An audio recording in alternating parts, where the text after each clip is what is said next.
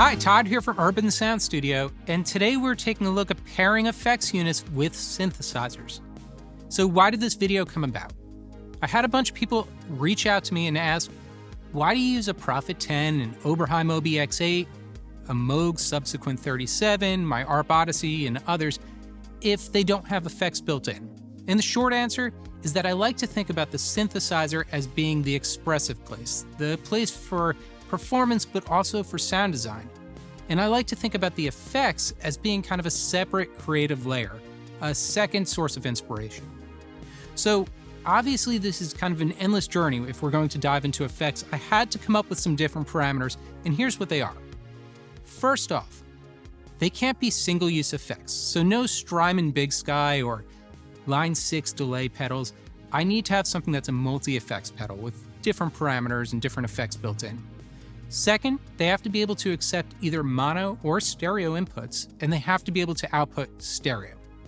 And last, each one needs to have its own unique workflow or character, something specific that would make me go to that effects box for a specific reason. So with that in mind, let's check out our contenders.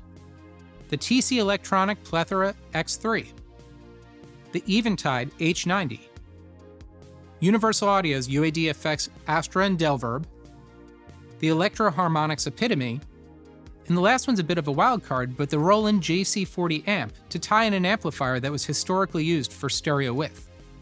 So for each of the examples, I'll be using my Sequential Prophet 10, and I'll use 4 different patches. The first is a polysynth sound, then a clavinet type sound, a brass sound, and finally a monophonic lead. Now, why the Prophet 10? I selected this because it's a mono output, just a single output, and I want to show how each of these boxes can take a mono output and make it stereo. So let's dive on in and do some listening. The TC Electronic Plethora X3 gives you the ability to load, customize, and recall tons of TC's famous pedals. I can switch patches at the top or with the foot switches. Here is my basic Prophet sound.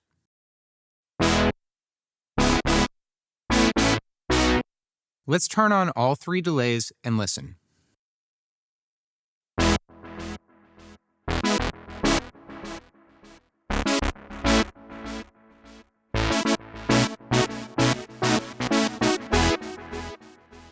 Now let's turn on 1 delay at a time.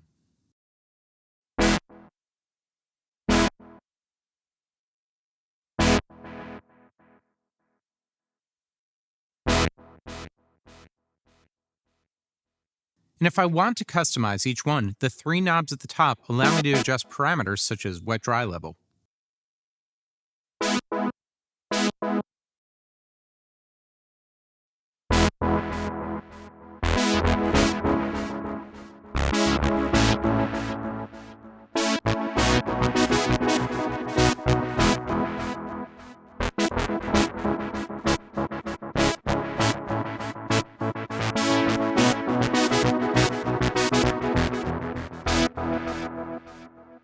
Let's try a different patch.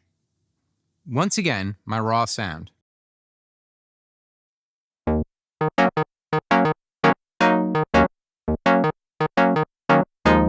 And now with the patch.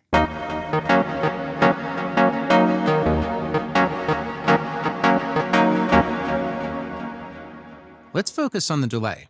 The pedal is set to mash, which means I can modulate that delay by pressing the pedal harder.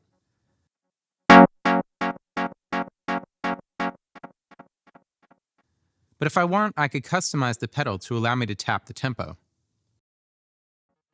Let's bring in our reverb.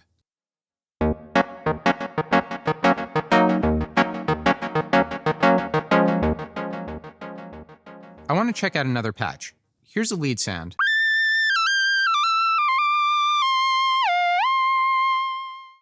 I'll bring in a phaser. Now add some reverb.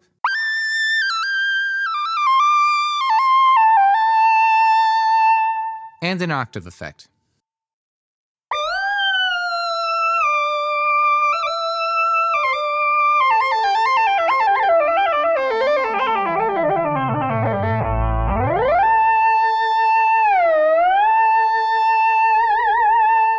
Let's check out one more. Here's a dry progression.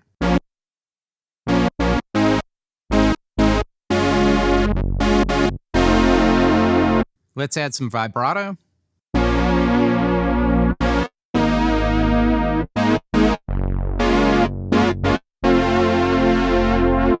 Some delay.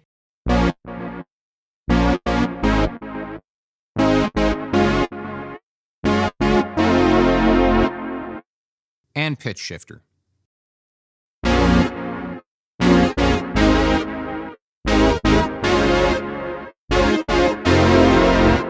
The pitch shifter is cool, but it's not working as I intended. Let's switch out for a different pedal in that slot. You can see all the pedals listed here. I'll add the doubler.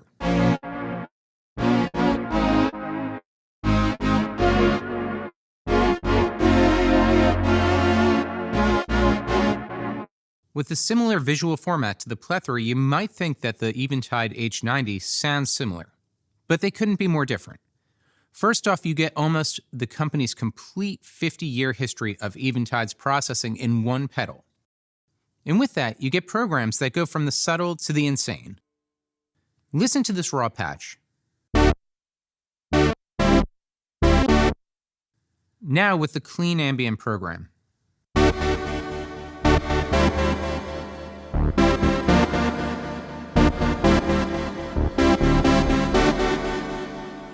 We can turn on and off each effect or algorithm with the press of the lights above the pedals.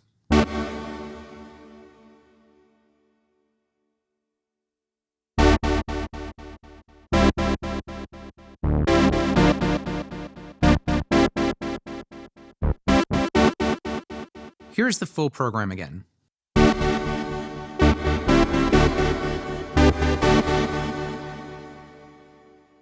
Here's a basic Prophet sound.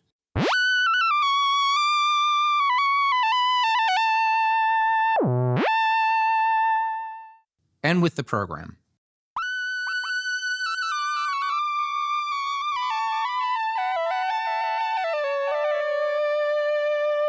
We have a drive going into a delay. I'm going to bypass the delay. Navigating through categories on the H90 to find the perfect algorithm and perfect preset is easy.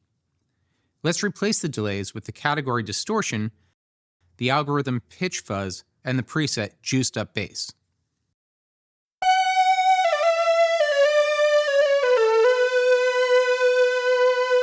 I'd like to be able to select between two different drives quickly. We can use only pitch fuzz,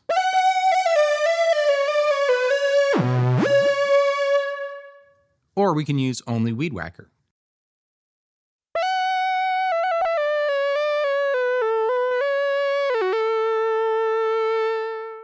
Now here are both together.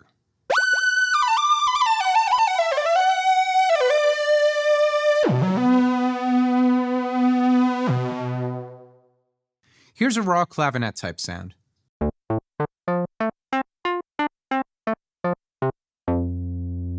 And now with the program 12 stringy.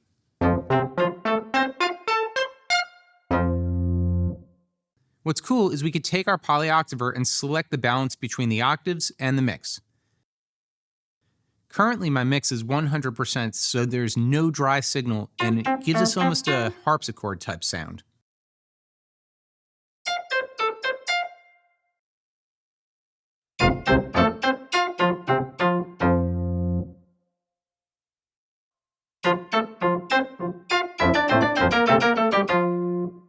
I could pretty much play Bach with the Prophet.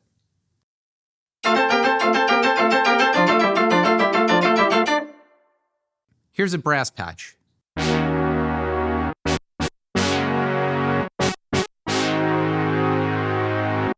And now with the program Entanglements to give us something more obscure.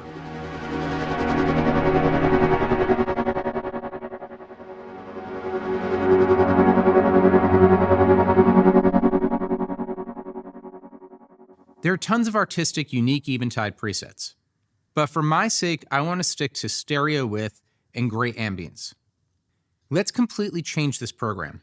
I'll take my Ultra Tap, select Modulation, Algorithm Chorus, and preset Big Clone. It's great for stereo width.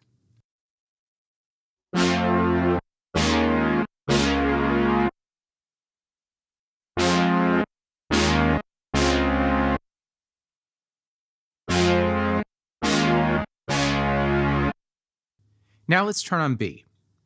I'll select Type, Reverb, Algorithm, SP 2016, and the preset Bedroom.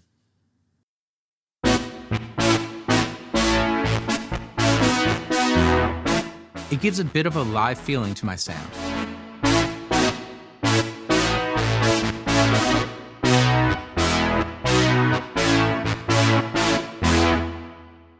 With the popularity of UADFX, I had to cover at least one of these.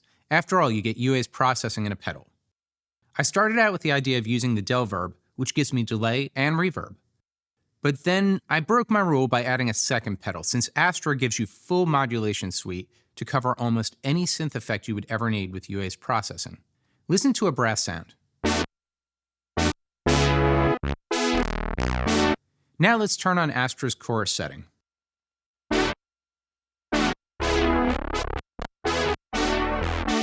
I'm not going to cover everything, but we have an A/B switch and a mode for each preset. Listen to how much stereo width we get.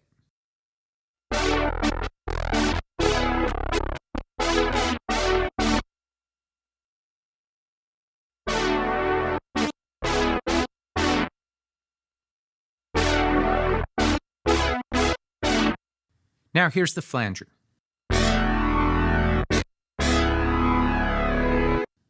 Here's Type B.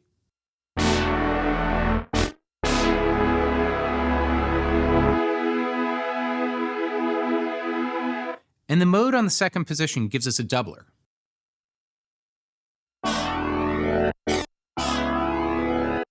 Once again, Type B. Here's the tremolo.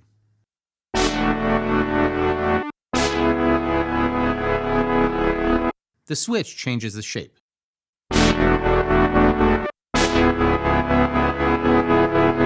And the depth gives us a fully wet sound.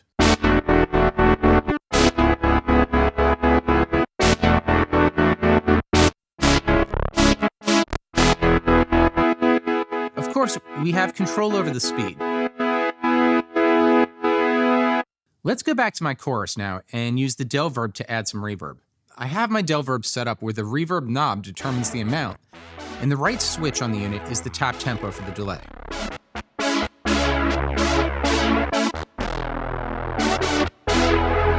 Let's switch to a lead sound. I have two additional modulation settings on the Astra if I keep hitting the switch. The first is a phaser.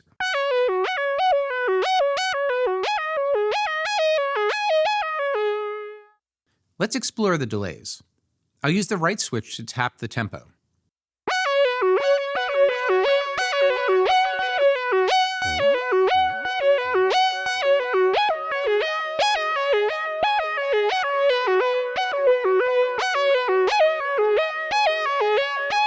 That was the tape delay.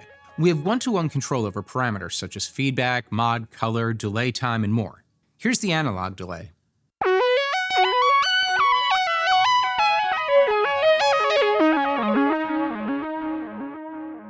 It's a totally different sound with more distortion and modulation.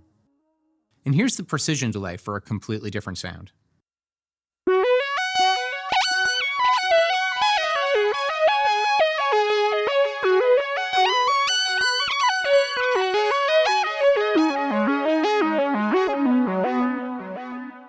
Let's check out the reverbs. Here's a plate, a hall, and a spring reverb.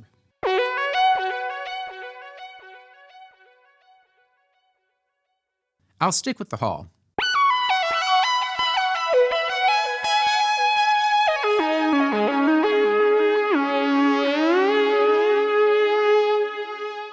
Here's a clavinet sound again.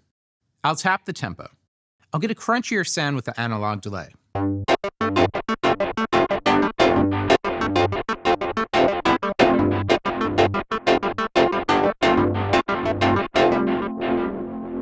Let's bypass the delay, and instead of the phaser, let's check out the Dynatrum sound, which is the other additional modulation setting.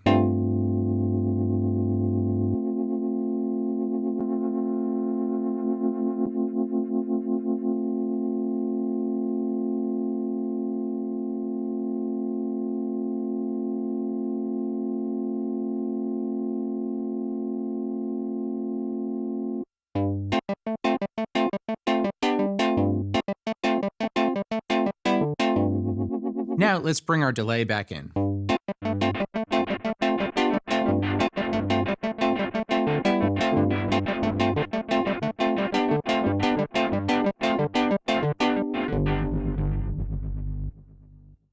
The Electro-Harmonix Epitome has 3 well-known pedals in one unit: the Micropog, the Electric Mistress, and the Holy Grail. It was just discontinued in 2024, but it's a sound design tool in its own way and deserves to be featured. Here's a lead sound.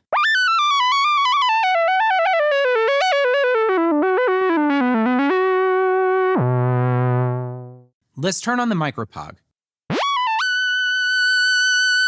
We have our dry sound and can add an octave below or above.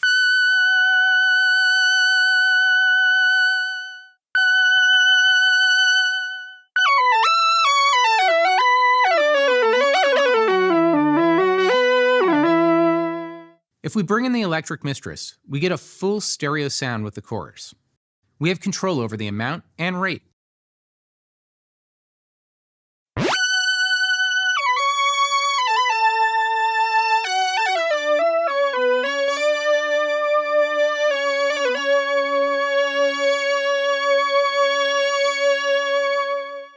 Or we can switch it out for a flanger instead.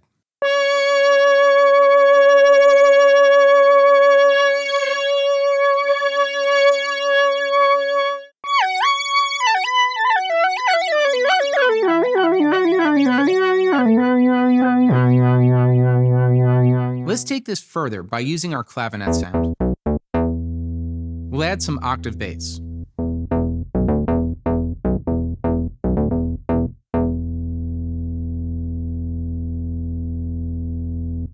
Add some chorus.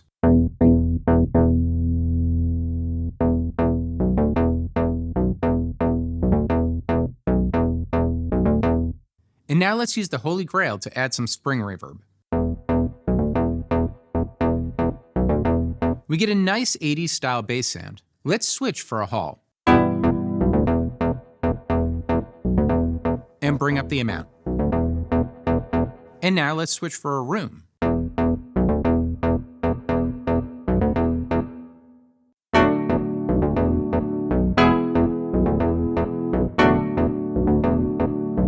The setting at the bottom is the flurb, which is a modulation effect that can be great in moderation, but it gets obscure quite quickly. Here's a different sound.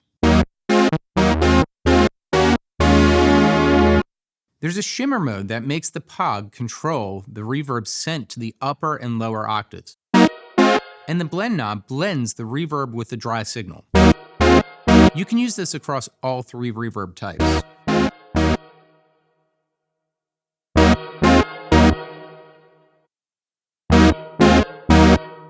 In Shimmer, if you select the flurb setting, the amount knob controls the delay time.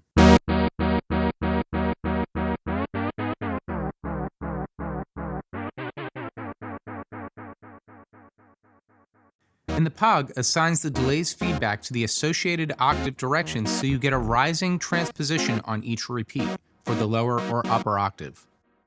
This is something that takes the original 3 pedals even further by combining them together as one pedal with the Epitome.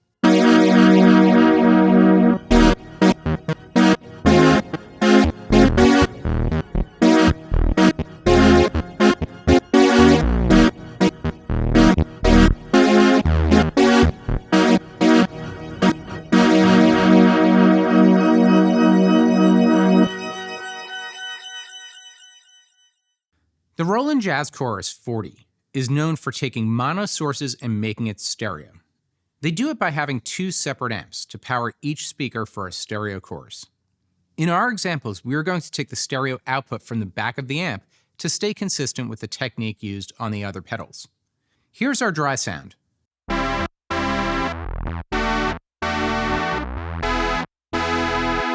We have 3 bands of EQ and a bright switch. The JC-40 offers a stereo input, which is perfect for keyboards and much lighter than the original JC-120. The speakers are voiced more for guitar, so you'll get a significant change in tone.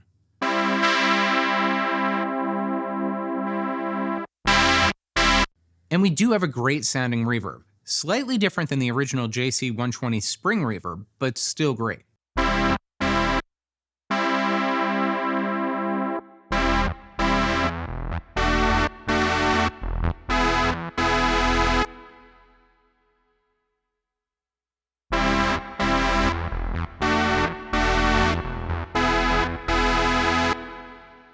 But where the amp shines is with the vibrato and chorus. Let's set to vibrato.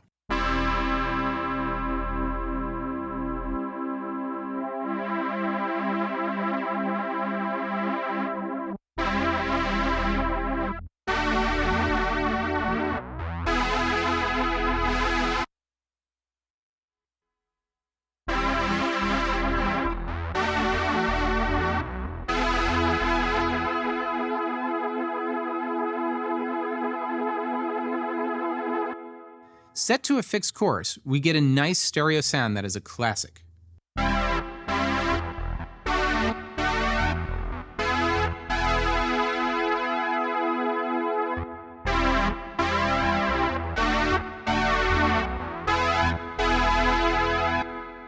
And for those wanting to customize it, the manual setting allows us to adjust the speed and depth of this chorus.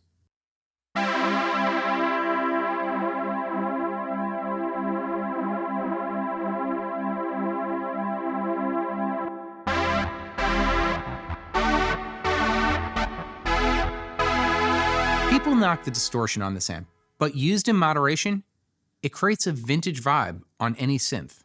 Here it is again clean.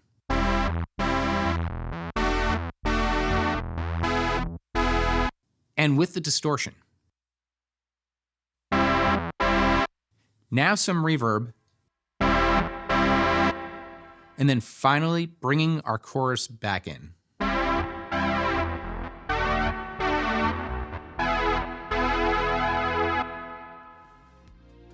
Thanks for watching. So what are your thoughts?